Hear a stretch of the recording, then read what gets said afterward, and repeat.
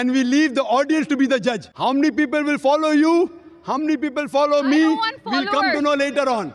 So next time when you give a lecture, I hope you get an audience which is big. A debate about truth suddenly became a debate about popularity. Dr. Zakir Naik is one of the most recognized debaters in the world. For decades, he has stood on stages like this one, answering questions from critics, students, and believers.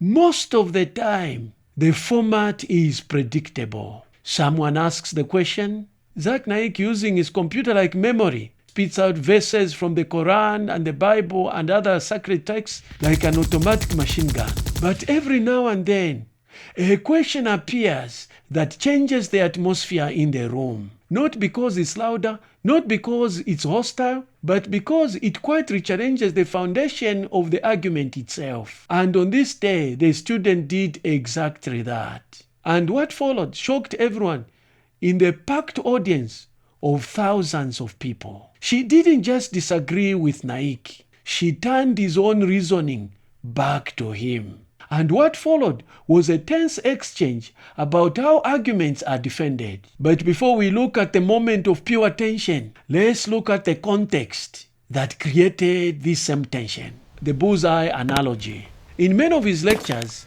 Zakir Naik provides a simple analogy to explain why he believes Islam provides the true purpose of life. He argues that many people live their lives like a person who shoots an arrow into the air and draws a bullseye wherever it lands. In other words, people invent the purpose of life after the fact.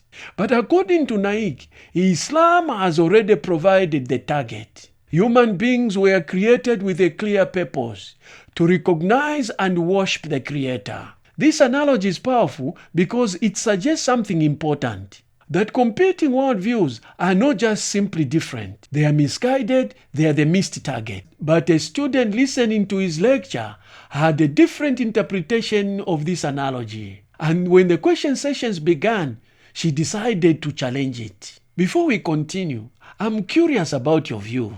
If someone claims to know the purpose of life with certainty, what kind of evidence should support that claim? The student didn't just reject the analogy, she reversed it. You gave an example about how we students, the youngsters, shoot an arrow and draw a bullseye. I would just try to make the same sort of allegation to you. You shot an arrow, your arrow, and drew your bullseye. And now if anybody does not aim where you have aimed before, they are wrong. That, I think, is inconsiderate and inhuman. Her argument is simple. What if the same criticism applies to the argument itself? But what if defining the purpose of life itself and then judging everyone else by it is also drawing a bullseye around the target? Now, before we look at the moment when Zakir Naik responded to the question, kindly subscribe and smash the notice bell if you have not already done so that we can continue bringing you more deep dives like this one. Before hearing the response, take a moment to think about what the student is really asking. Is she misunderstanding the analogy, or she's pointing to something deeper? If someone is claiming to know the purpose of life, what kind of reasoning should support that claim? Watch carefully, because the response that follows changes the direction of the debate in several subtle ways. Naik's response. You give me a better purpose of life. You give me a better purpose. See, we are having open question and session. Anyone can differ with me. I'm not telling I'm always right. People differ from you. You have the right to differ. But when you differ, you have to give the reason. For example, I say 2 plus 2 is equal to 4. You say, no, it is not 4, it is 5. I'll ask you why. So if I say something wrong, you have to prove me wrong. Just by saying 2 plus 2 is not equal to 4, you are educated, sister. Correct? So if you tell that I have done something, I agree with you. Prove me. But he keeps on speaking. Produce your proof if you are truthful. So tell me which part of my lecture, or you tell me, is there any better purpose of life than to thank the Creator, than to worship Him? The response seems straightforward. Naik asks the student to exactly explain why his reasoning is wrong, the logical reversal. But you already said it. Sister, which part of my lecture? I give you a chance to reply. Which part of my lecture was shooting in the air and then drawing a bull? Your part of the lecture was not shooting in the air. MashaAllah, thank you very much. The whole aim was like by judging people by defining them on the terms of Islamic and what their purpose in life is only in terms of You Islamic. give me a better purpose of life. What Naik failed to realize is that the student's argument is not about mathematics or evidence. It's about structure. She suggests that the framework itself may have assumed the conclusion. Now, this is very, very important. If the target is defined in advance, then every arrow that lands elsewhere will always be declared wrong. This creates a closed system of reasoning. The framework validates itself, and the disagreement becomes the proof of error rather than an opportunity for investigation. Mathematics works because its rules are universally agreed upon. But philosophical questions are different. When the purpose of life is compared to arithmetic, the complexity of the question disappears, and the disagreement begins to look less like a philosophical challenge and more like a simple mistake. Yes, please could you on the microphone of the sister? Yeah. She wants to educate us. I'm not trying to educate anyone. I want think to be there are educated. different- I'm a student, sister. I love being educated. You may Wait, not but like you don't being let educated. people speak. Sorry? You don't let people speak. You just go on and on. I'm giving you a sorry. chance to speak, sister. Speak.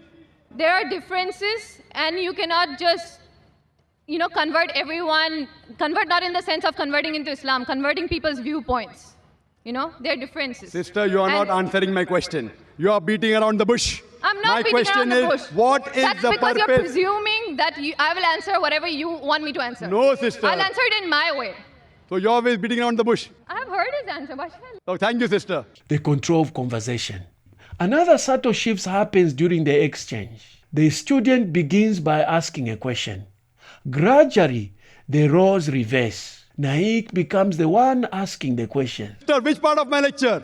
I give you a chance to reply. Which part of my lecture was shooting in the air and then drawing a Your bull? part of the lecture was not shooting in the air. Mashallah, thank you The very whole much.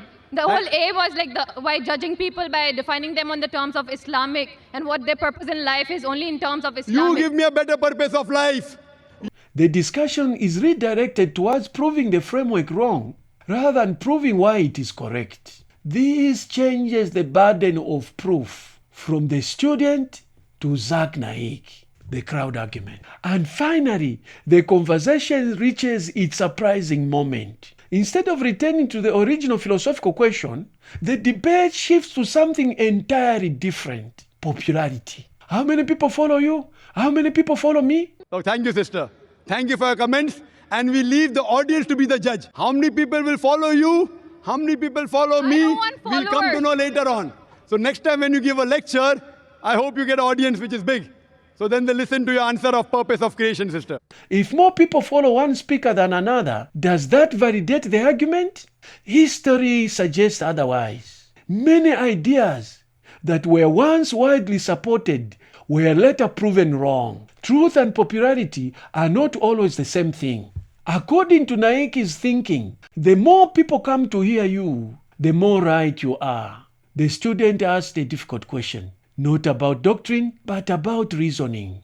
If someone defines the target first and then judges every arrow by it, can we truly say the target was discovered or only declared? This exchange did not resolve the question. It revealed how debates about truth are often shaped, not only about arguments, but by the framework that define them. So what do you think? Did Zakir Naik answer the student's challenge? Or did the debate shift from the original issue? Share your thoughts in the comments. And if you enjoy examining difficult questions like this one, like, subscribe, and smash the notice bell for the future post Q&A analysis episodes. Because sometimes the most revealing moment in the debate is the question no one expected.